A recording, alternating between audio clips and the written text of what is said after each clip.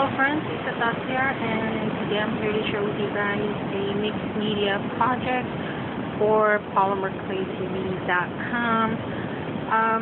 It's a mixed media project in the sense that I'm going to be using a couple of different mediums to create the background, but ultimately the focus of this little canvas is going to be a kimono that I'm going to create out of polymer clay. So I did get started ahead of time on creating the background, and since this is a polymer clay tutorial, I'm mostly going to share with you guys how I go about to creating the kimono for the focal point. But just to give you guys a quick review on how I created this background, and it has a lot of yummy textures. And all I did was, this is a artist canvas. So all I did was take my good old dryer sheets that I love using in a lot of my projects to create fantasy textures. So all I did was take 3 of these and just randomly place them on my canvas. But beforehand, I took just some regular plain old school glue that I got at my dollar store and just kind of randomly was generous with the glue, and I just put it everywhere.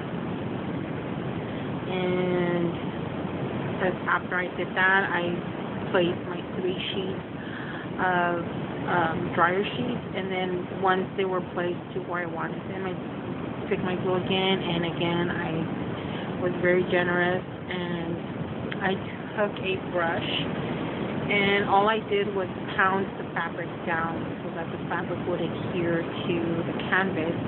Pound it down, but while I was pouncing, I did take some Tim Holtz distress paint, and this is a cracked pistachio. I took this, and I also took some distress paint, and this is Mermaid Lagoon. And as pouncing down my fabric onto my canvas, at the same time adding color to my background. And then the last color that I added was just touch of gold, very randomly. So at this point, it's halfway through its dry process. I did have to go through my heat tool several times, just so that it was dry enough for me to push down on any air bubbles, just to get that glue moving, so that it dries up a lot faster. And it didn't take away from any of the yummy texture, as you guys can see. Very dimensional. And here you can see just where with the heat tool I folded the dryer sheets in, and they kind of fused this way. And this is just permanent till it fully gets dry, so that I can just come back with some scissors and cut it off. But that was just to get it out of the way. So this is just a quick review on how I created my background. So now on to the focal point of this canvas.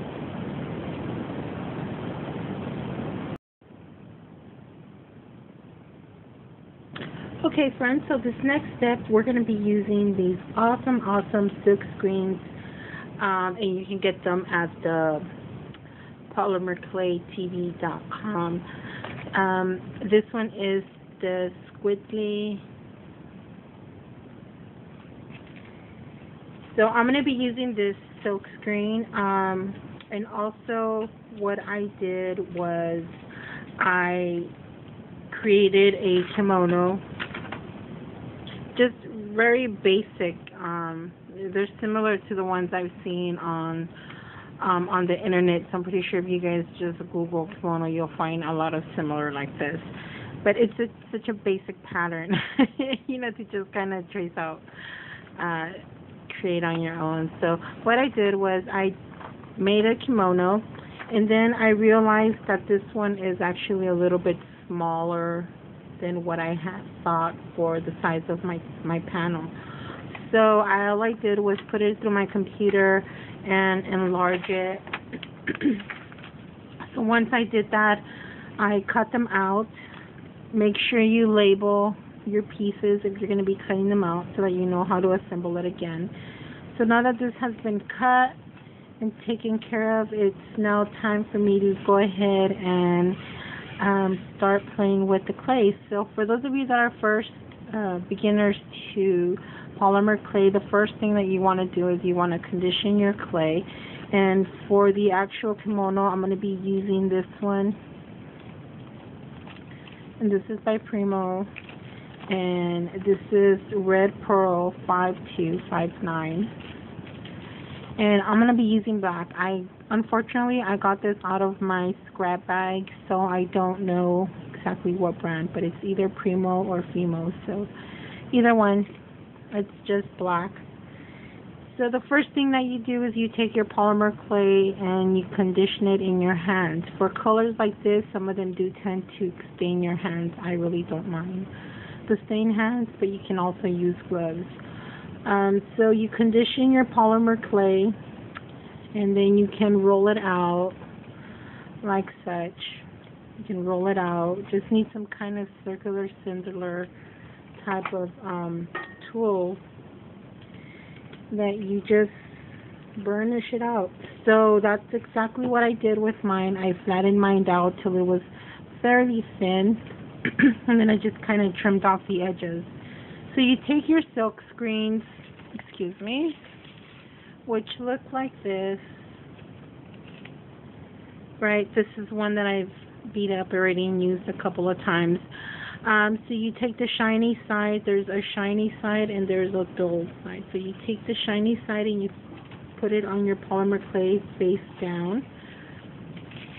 And then you take some kind of card or tool and you kind of just burnish your silk screen down to your clay, and you can tell the difference as you're pressing it down. You can see the spots where there's air or it's not firmly pressed down on. So you just want to make sure that your polymer clay is nicely pressed down on your polymer clay. So then you take your, I'm using Basics black paint, and I like to apply it to the top like this. And I just have this piece of wood that I've been using for a while. So I'm just taking it and I'm pulling my paint down like so. Firmly pull it down. Make sure that it covers your area. You want to just kind of lift the corner up a little bit just to see if the image has transferred onto your clay, and it has. So I like it. I'm just going to try to use up the rest of this paint on here.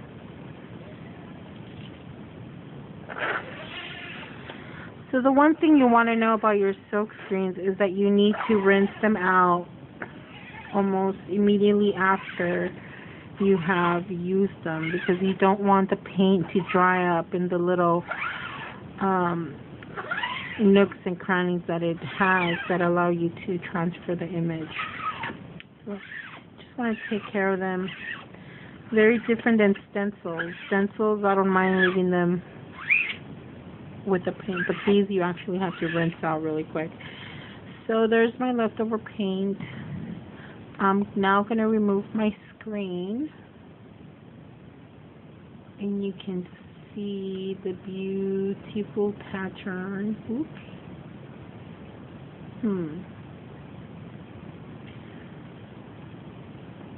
I don't know why that corner was darker, so I'm just going to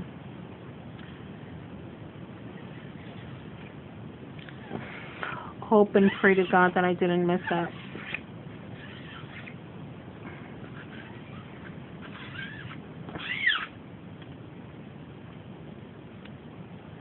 Oh, better.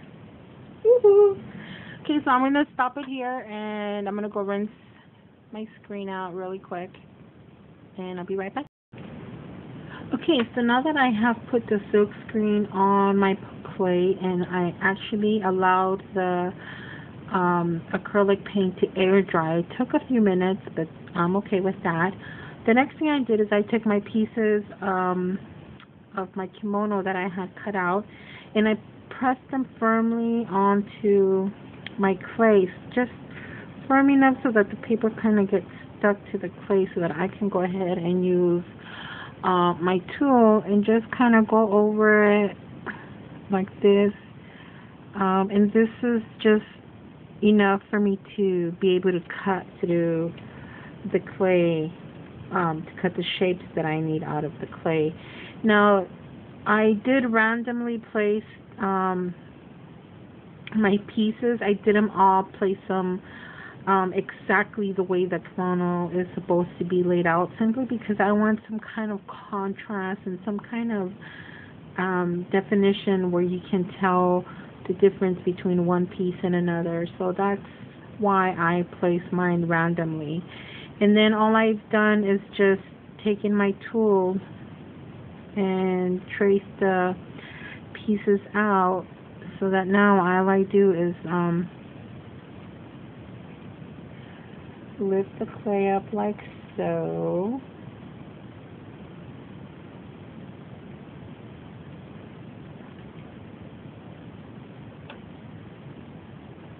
How beautiful that is.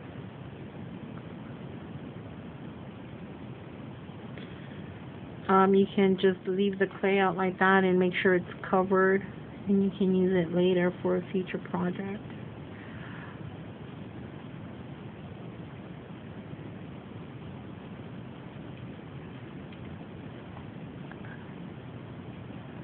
Okay, so here it is. One piece, and very gently just peel the paper off. So at this stage, I've removed my template from my polymer clay, and my polymer clay is now laid on top of a second sheet of polymer clay that I rolled out. This is just a flat sheet that I rolled out, and then I just put my printed pieces together, assembled them. And I took my craft knife and I traced my kimono out, and this is just going to be a base, so that I can pick it up as one piece rather than to assemble it onto my canvas in several pieces. So the only thing left for me to do is just to add this piece to the base. And I did take some of my gold paint, and on my fingers, I just kind of went along the edges here of the sleeve. And that's just to give it an extra definition, so you can tell that that is a separate piece, that's a sleeve. And also, I took some scraps of clay that I've had that were previously baked, and I wanted to add a little more detail to my kimono, so it looks just a little bit more dimensional. So I just cut little strips, and with my Sculpey liquid polymer clay, I'm adhering them, and this is my bakeable medium, so it's going to bake and adhere these pieces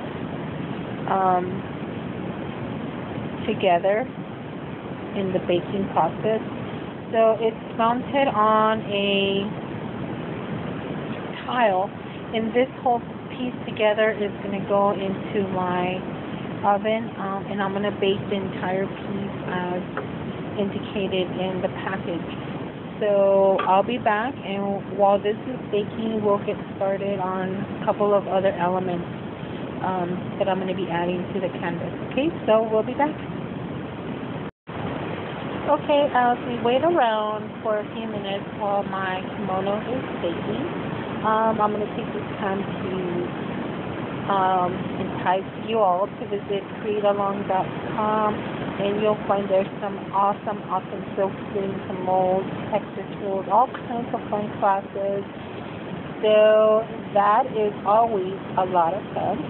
And don't forget to visit polymerclaytv.com, and you can follow them on Instagram, Facebook, and Pinterest. They also have a channel on YouTube, so don't forget to check them out. And if you are checking that out, there's a discount code, CCA. So if you all are enticed to purchase some of the yummy stuff, get yourself some discount, CCA. Anywho, as embellishments for my project here, I'm using these little cherry blossoms, and I made those with this awesome little, look at how jelly it is, this awesome little mold that you can find at the shop. And to use it really quick, I'm just going to show you guys. This is just scrapped clay that I'm just using to show you guys how to make these cherry blossoms. And you create a relatively to the size of your mold or ball, and you push it down, and then with your fingers you smush the clay down and make sure you get into all the crevices. With my fingers, and then you can just peel it back, and then you have a cherry blossom. So let me show you guys again. You get your polymer clay, you roll it into a little ball, relatively the size of the mold. With your fingers, you just smush it down.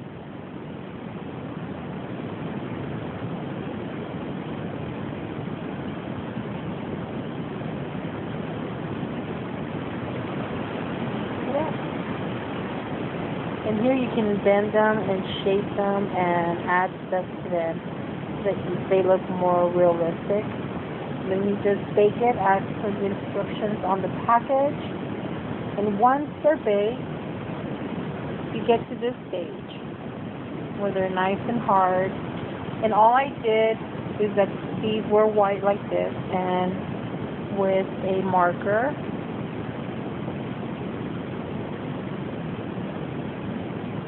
just roughly coloring it in, making sure I get the edges.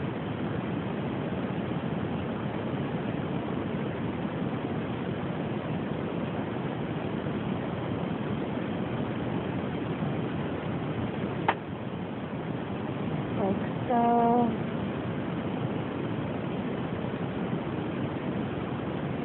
I'm not trying to make them look perfect. This is a mixed media project, so for me, there's no such thing as a straight line, so to speak, when I create this type of art. So there you have it. And then I just took a paintbrush and some gold paint and just randomly added the gold.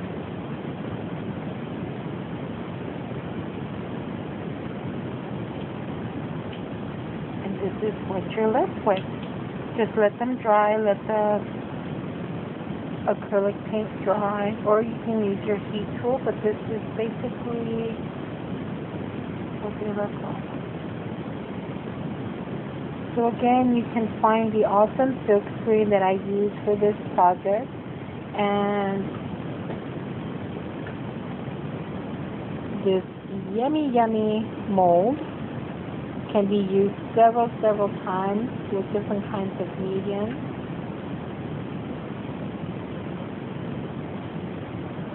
And I'll be back. When I come back, my kimono will be out of the oven, and we'll see where we go from there.